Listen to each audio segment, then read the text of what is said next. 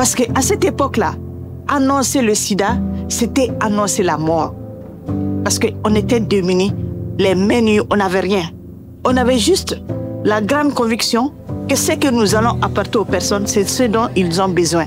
C'est comme ça que l'histoire a commencé et ça ne s'est jamais arrêté.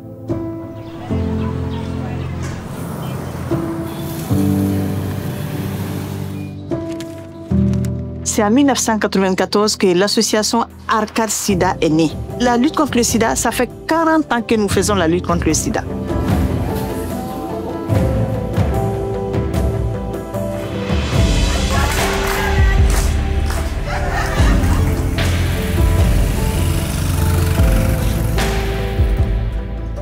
Fanta est arrivée au César qu'elle avait 16 ans. C'était pour confirmer son diagnostic VIH. Mais le VIH ne définit pas une personne. Mais après avoir vu d'autres jeunes dans mon cas, donc j'ai su que voilà, cette peur que j'ai peut se transformer en force pour moi.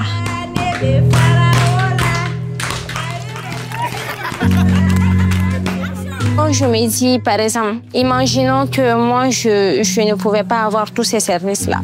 Comment est-ce que ma vie serait aujourd'hui?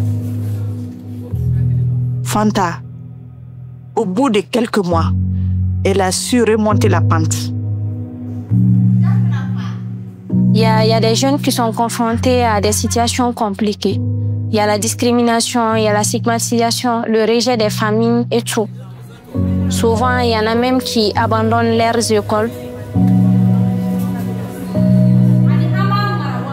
Je travaille pour Grandir Ensemble Mali, pour aller chez les partenaires et je prends la parole pour défendre les droits des jeunes.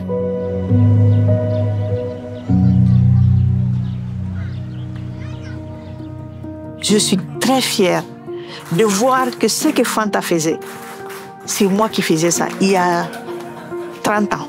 J'étais là devant les gens, je les sensibilisais.